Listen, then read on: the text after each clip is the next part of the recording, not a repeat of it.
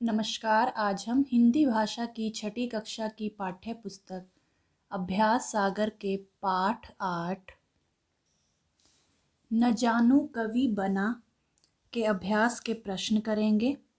और यह पाठ जो है वह विराम चिन्ह से संबंधित है। विराम चिन्ह क्या होते हैं? विराम चिन्ह जो चिन्ह बोलते या पढ़ते समय रुकने का संकेत देते हैं, उन्हें हम क्या कहते हैं? विराम चिन्ह कहते हैं। ठीक है। और या हम ऐसे कह सकते हैं, लिखित भाषा में विराम चिन्हों के परस्पर प्रयोग से, यथासंभव प्रयोग से, जहाँ पर उचित है उनका प्रयोग, वैसे प्रयोग करने से भाषा जो है और अधिक स्पष्ट और प्रभावपूर्ण बन जाती है। और भाषा के प्रवाह में रुकने की प्रक्रिया को व्यक्त करने के लिए कुछ संकेत चिन्ह निश्चित किए गए हैं, जिन्हें हम क्या कहते हैं? विराम चिन्ह कहते हैं। एक बार दोबारा समझते हैं। भाषा के प्रवाह में रुकने की प्रक्रिया को व्यक्त करने के लिए कुछ संकेत चिन्ह निश्चित किए गए हैं, जिन्हें हम विराम चिन्ह कहते हैं। तो आइए इस पाठ के अभ्यास के प्रश्न शुरू करते हैं। और अंत में कमेंट करके आप ज़रूर बताइएगा कि आपको यह वीडियो कैसा लगा। ये देखिए, मोटू, अरे न जानू वहाँ क्यों बैठे हो। छोटू फिर क्या कहता है? आओ हम लोग नदी पहाड़ खेलेंगे। न जानू, नहीं तुम लोग खेलो। जल्दबाज क्या कहता है? अच्छा राजा का मुर्गा खेलोगे। न जानू, नहीं सुस्तराम। आँख मिचौनी। न जानू, मुझे तुम्हारे गंदे खेल नहीं खेलने। अब ऊपर दिए गए संवादों में जिन विराम चिन्हों का प्रयोग हुआ है उन्हें लिखिए। आप ये देख रहे हो, ये चिन्ह देख रहे हो, ये चिन्ह, ये चिन्ह, ये चिन्ह। तो कहने का अर्थ है, ये जितने भी ये चिन्ह दिए गए हैं इस वाक्यों में, इन वाक्यों में, उन्हें ही हम क्या कहते हैं? विराम चिन्ह कहते हैं। तो हमने कौन कौन से विराम चिन्ह देखे इस संवाद में, उन्हें हमें यहाँ पर लिखना है। तो देखिए, ये उद्धरण चिन्ह कहते हैं इसे। ये यहाँ पर शुरू है तो वाक्य के अंत में इसे हमें बंद भी करना होगा। तो ये है हमारा उद्धरण चिन्ह। फिर हमने ये चिन्ह देखा, इसे कहते हैं प्रश्न सूचक चिन्ह। जहाँ पर प्रश्न पूछने का अंदाज होता है या प्रश्न पूछने का भाव होता है, वहाँ पर हम प्रश्न सूचक चिन्ह का प्रयोग करते हैं। जैसे कि वहाँ क्यों बैठे हो। क्यों प्रश्न पूछा गया, क्यों बैठे हो तुम, उत्तर दो इस बात का। तो ये क्या है? प्रश्न सूचक चिन्ह। और ये जो आओ के बाद थोड़ा सा हमने यहाँ पर विराम लिया है, अल्प विराम चिन्ह कहते हैं इसे, कोमा। आगे इसे कहते हैं पूर्ण विराम चिन्ह। कोई भी जैसे वाक्य खत्म होने पर जो हम लगाते हैं, जैसे कि हमारा यहाँ पर ये वाक्य खत्म हुआ तो हमने अंत में क्या लगाया? पूर्ण विराम चिन्ह। और ये वाला कौन सा चिन्ह है? योजक चिन्ह, आंख मिचौनी। इसके मध्य में जो ये लगा हुआ है चिन्ह, इसे हम क्या कहते हैं? योजक चिन्ह। नदी पहाड़, इनके मध्य में भी जो चिन्ह लगा हुआ है उसे क्या कहते हैं? योजक चिन्ह। योजक चिन्ह कौन सा होता है? ये वह चिन्ह होता है जो दो पृथक यानी कि अलग अलग सत्ताओं को जोड़ता है, जैसे सुख दुख, हानि लाभ, माता पिता। ठीक है। वन गमन। तो इन्हें क्या कहते हैं हम? जो दो पृथक यानी कि अलग अलग सत्ताओं को जोड़ता है उसे हम क्या कहते हैं? योजक चिन्ह कहते हैं। आगे बढ़ते हैं। दिए गए विराम चिन्हों के सामने उनके सही नाम चुनकर लिखिए। तो ये कोष्टक में दिए गए हैं हमें विराम चिन्ह का नाम, इसी में से हमें छांटकर यहाँ पर लिखना है। अब पहला चिन्ह हमें ये दिया गया है, तो ये कौन सा चिन्ह है? पूर्ण विराम चिन्ह।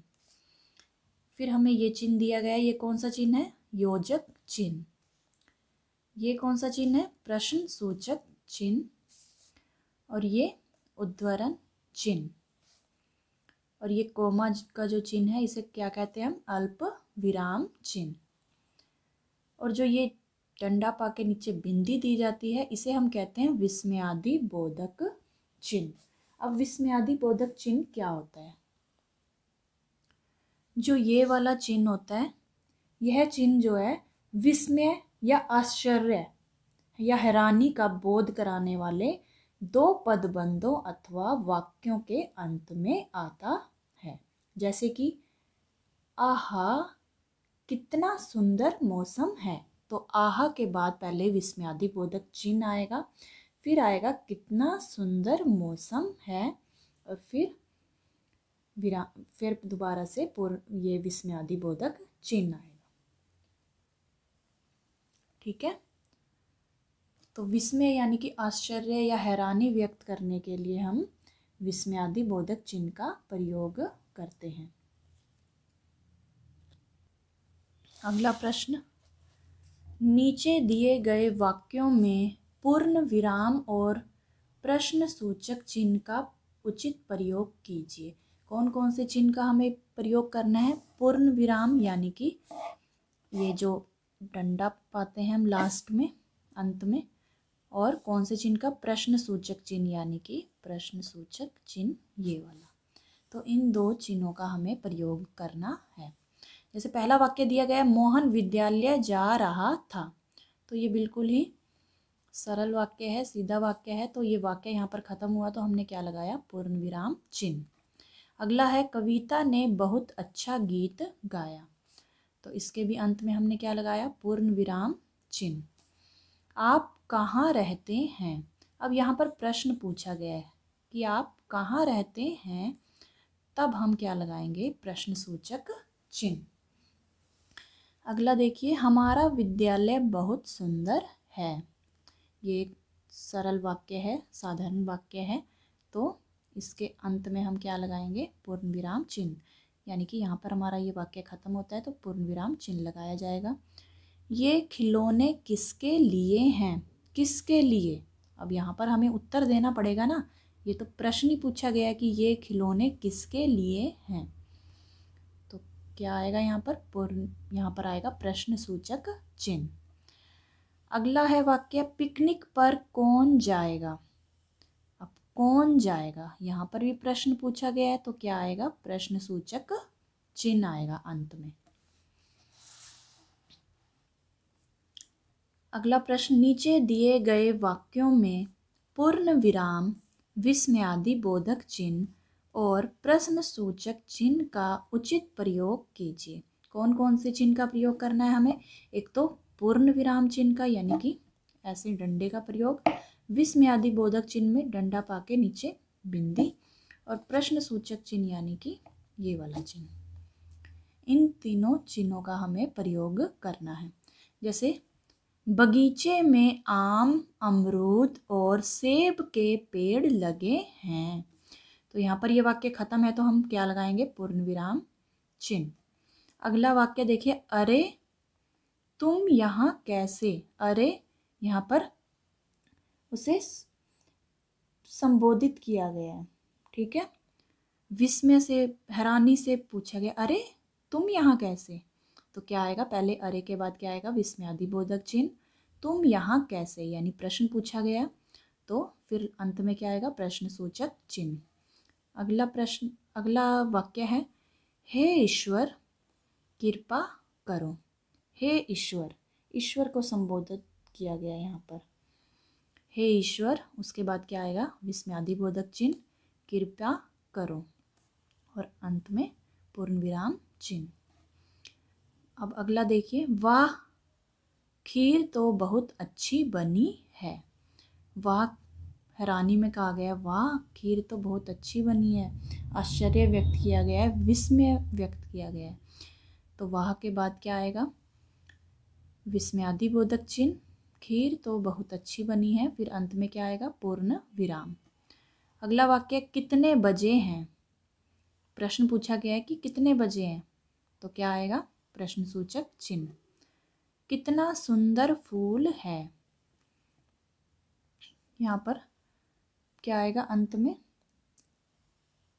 पूर्ण विराम चिन्ह। ये वाक्य है एक, कितना सुंदर फूल है। इसमें कोई आश्चर्य या विस्मय नहीं व्यक्त किया गया है, सीधा वाक्य बोला गया है कि कितना सुंदर फूल है, और ना ही प्रश्न पूछने का भाव है। तो बस क्या आएगा यहाँ पर, पूर्ण विराम चिन्ह। अगला प्रश्न है, नीचे दिए गए वाक्यों में पूर्ण विराम, प्रश्न सूचक चिन्ह, अल्प विराम, उद्धरण चिन्ह और योजक चिन्ह का उचित प्रयोग कीजिए। ये जितने भी चिन्ह दिए गए हैं, इन सभी चिन्हों का प्रयोग हमें इन वाक्यों में करना है। जैसे दादाजी ने कहा, मोहन अंदर आ जाओ। दादाजी ने कहा, तो उसके बाद क्या आएगा, अल्प विराम। पहले हम यहाँ पे थोड़ा सा रुकेंगे, फिर ये उद्धरण चिन्ह शुरू, मोहन अंदर आ जाओ, यहाँ पर वाक्य हमारा खत्म होता है तो पूर्ण विराम, और फिर ये उद्धरण चिन्ह जो यहाँ पे हमने शुरू किया था उसे हम बंद कर देंगे। अगला वाक्य है, माँ ने रोहित से पूछा। यहाँ पर भी हम पहले थोड़ा सा रुकेंगे, अल्प विराम चिन्ह, फिर यहाँ पर उद्धरण चिन्ह शुरू, तुम क्या कर रहे थे। यहाँ पर अब प्रश्न पूछा गया है कि तुम क्या कर रहे थे, तो प्रश्न सूचक चिन्ह आएगा और फिर उद्धरण चिन्ह बंद। अगला वाक्य, रीमा बोली, फिर अल्प विराम चिन्ह, फिर उद्धरण चिन्ह शुरू, मैं तो फलों की चाट खाऊंगी। वाक्य यहाँ पर खत्म, तो पूर्ण विराम चिन्ह और उद्धरण चिन्ह बंद। नेहा ने कहा, अल्प विराम, फिर उद्धरण चिन्ह शुरू, मैं रोज देश विदेश, अब देश विदेश के बीच में क्या आएगा, योजक चिन्ह आएगा, की खबरें सुनती हूँ। यहाँ पर वाक्य हमारा खत्म होता है और उद्धरण चिन्ह हम क्या कर देंगे, बंद। यह काम तो चलते फिरते हो जाएगा। यहाँ पर वाक्य खत्म, तो पूर्ण विराम चिन्ह, और यहाँ पर इनके बीच में तो योजक चिन्ह दिया ही गया है। हरप्रीत जोर से चिल्लाई, यहाँ पर थोड़ा सा हम विराम लेंगे, यानी कि अल्प विराम चिन्ह, फिर उद्धरण चिन्ह शुरू, मेरी मिठाई किसने खाई। अब यहाँ पर प्रश्न पूछा गया है कि मेरी मिठाई किसने खाई, तो प्रश्न सूचक चिन्ह और उद्धरण चिन्ह बंद। सुनील ने पूछा, यहाँ पर अल्प विराम चिन्ह, फिर उद्धरण चिन्ह शुरू, क्या तुम मेरे साथ चलोगे।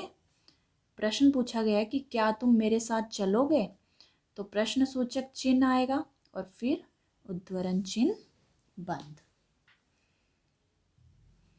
अगला प्रश्न देखते हैं, नीचे दिए गए विराम चिन्हों का प्रयोग करते हुए एक एक वाक्य बनाइए। ये क्या दिया गया है, पूर्ण विराम, यानी कि ये वाला चिन्ह लगाना है हमें यहाँ पे, ठीक है। राम एक अच्छा लड़का है, और यहाँ पर अंत में पूर्ण विराम चिन्ह। अब अगला दिया गया है प्रश्न सूचक चिन्ह, तो हम उसी पर आधारित प्रश्न वाक्य बनाएंगे। आप कहाँ जा रहे हो। अब यहाँ पर प्रश्न पूछा गया है तो प्रश्न सूचक चिन्ह आएगा। विस्मयादि बोधक चिन्ह, विस्मयादि बोधक चिन्ह यहाँ पे पहले लिख लेते हैं हम। प्रश्न सूचक चिन्ह ये वाला होता है और विस्मयादि बोधक चिन्ह कौन सा होता है, डंडा पा के नीचे बिंदी। उफ, आज बहुत गर्मी है। उफ के बाद क्या आएगा, विस्मयादि बोधक चिन्ह, आज बहुत गर्मी है, वाक्य खत्म होता है यहाँ पर, तो यहाँ पर क्या आएगा हमारा, पूर्ण विराम चिन्ह।